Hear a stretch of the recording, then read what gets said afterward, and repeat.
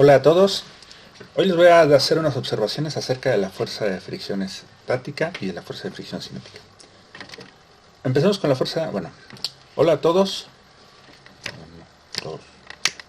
Hola a todos. Hoy les voy a hacer unas observaciones acerca de las fuerzas de fricción. Voy a empezar con la fuerza de fricción estática. Para ello, imaginemos un plano horizontal y un bloque, digamos, de 1 kilogramo, el cual vamos a jalar con una fuerza F mayúscula hacia la derecha. Entre el bloque y el plano existe un coeficiente de fricción estático.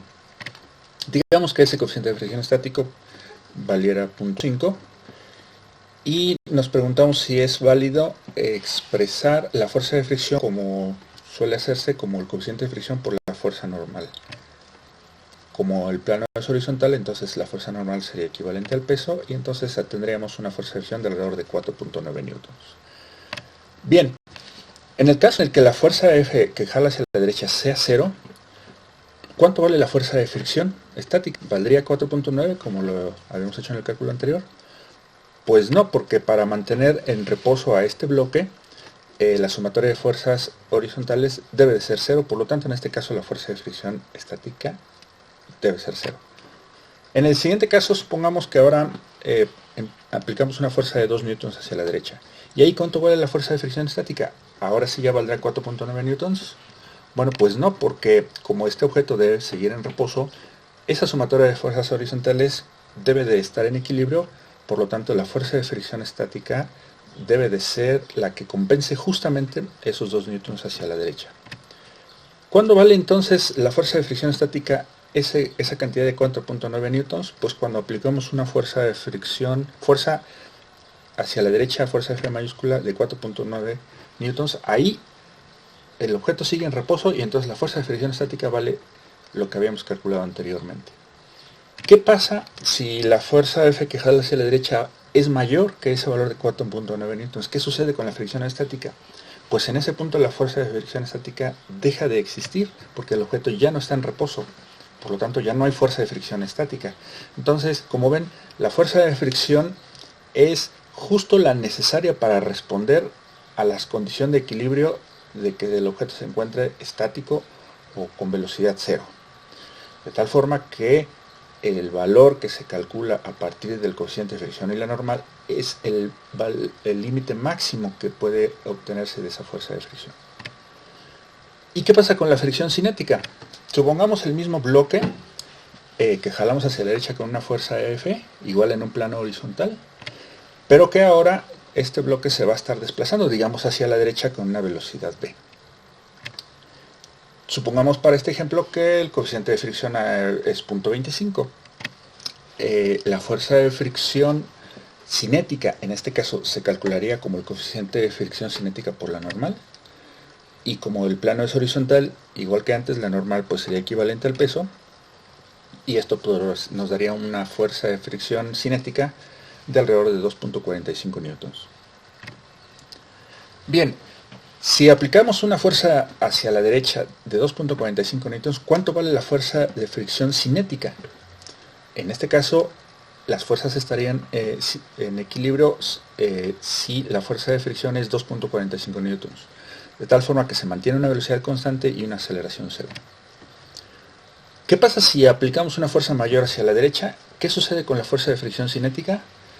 Bueno, pues mantiene su valor de 2.45 newtons, el sistema no estaría en equilibrio, la fuerza F hacia la derecha es mayor, por lo tanto tendríamos una aceleración hacia la derecha positiva y el objeto cada vez aumentaría más su velocidad. Por otro lado, si la fuerza F con la que se tira hacia la derecha es menor que 2.45, la fuerza de fricción cinética sigue siendo 2.45, el sistema no estaría en equilibrio, tendría una aceleración negativa y el objeto desaceleraría hasta alcanzar el reposo, punto en el que desaparecería la fuerza de fricción cinética, dando paso a la fricción estática. Como ven, en el caso de la fricción cinética mantiene su valor en los tres casos que he propuesto aquí, a diferencia de la fricción estática. Algo más acerca de la fricción estática. Imaginemos el bloque, como lo habíamos comentado antes, en un plano horizontal, y en el caso en el que, pues, al no estar nada moviéndolo o tratando de moverla, pues la fuerza de fricción estática la fuerza de fricción es cero. Si empezamos a inclinar el plano con algún ángulo respecto de la horizontal, tendríamos que tener una fuerza de fricción que esté hacia arriba del plano para compensar la componente del peso hacia abajo y que el objeto siga estando en reposo. De tal forma que conforme vayamos aumentando ese ángulo de inclinación del plano, empezaría a aumentar esa componente o esa fuerza de fricción para ir compensando la componente del peso. Pero ¿hasta cuándo? Sabemos por experiencia que si seguimos inclinando un plano, tarde o temprano el objeto se va a terminar moviendo. Entonces quiere decir que debe haber un ángulo máximo hasta en el cual el objeto sigue en reposo, por lo tanto esa fuerza de fricción que se necesita para mantenerlo en reposo debe de ser una fuerza de fricción estática.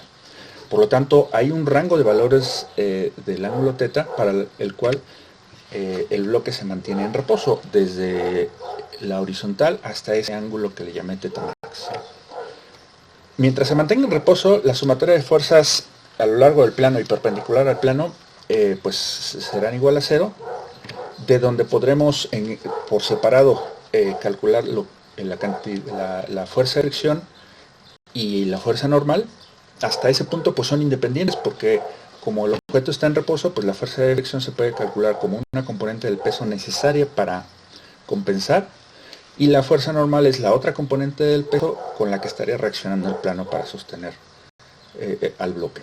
Y podríamos hacer un cociente entre la fuerza de fricción y la fuerza normal, y obtendríamos que hay una relación de fuerza de fricción y fuerza normal igual a la tangente del ángulo de inclinación del plano. Esta idea, este ejemplo, o más bien esta situación o este plano inclinado se puede utilizar para estimar el valor del coeficiente de fricción estático cuando y solo cuando el ángulo de inclinación es el ángulo de inclinación máxima. Es decir, mayor a ángulo de inclinación máxima donde el objeto todavía está en reposo, pues ya no hay coeficiente de fricción estática, sino el objeto se empezaría a mover. Entonces, en ese límite, donde todavía está en reposo, con ese ángulo de inclinación máxima, podríamos aplicar la expresión de que la fuerza de fricción estática es igual al coeficiente de fricción estático por la normal. Utilizando las ecuaciones anteriores, llegaríamos a expresar que el coeficiente de fricción es la tangente del ángulo, pero el ángulo máximo. Si ven la expresión que está del lado izquierdo, a diferencia del lado derecho, la expresión del lado izquierdo es una cantidad que va cambiando dependiendo del valor del ángulo θ, y la expresión del lado derecho es un valor fijo, el cual solamente se obtiene cuando el ángulo de inclinación del plano es el ángulo máximo. Este es el típico caso para poder determinar coeficientes de fricción entre superficies, coeficientes de fricción estático en este caso. Esto es cuando no conocemos el coeficiente de fricción estático entre las superficies. Digamos que el plano fuera madera y el bloque pues fuera de granito. Así se hace un experimento para poder determinar cuál es el coeficiente de fricción entre esos dos materiales. Pero también tendremos casos en los que el problema nos diga cuánto es el coeficiente de fricción estática, porque ya se determinó por algún mecanismo, digamos como el que acabo de comentar. En el caso en el que ya se dé por sentado o que se nos diga cuál es el valor del coeficiente de fricción estática, lo que podemos hacer es ahora utilizarlo al revés. Con ese coeficiente de fricción podríamos determinar cuál es el ángulo máximo que soportaría un plano inclinado para evitar que se deslice el bloque, o en otro sentido podríamos, dado un coeficiente de fricción estático que se nos diga, saber si el ángulo al que está inclinado el plano en dicho problema ya es un ángulo que está por arriba del ángulo máximo, por lo tanto ya no sería una condición de equilibrio, o si es un ángulo que está por debajo del ángulo máximo, por lo cual podríamos todavía pensar que el objeto sigue en reposo en esas condiciones. Bien, como ven, pues son observaciones que me parecen importantes porque los ejercicios donde se involucra fuerza de fricción lo requieren para que ustedes puedan analizarlos de una mejor forma y tengan un mejor entendimiento. Los saludo y nos vemos a la siguiente.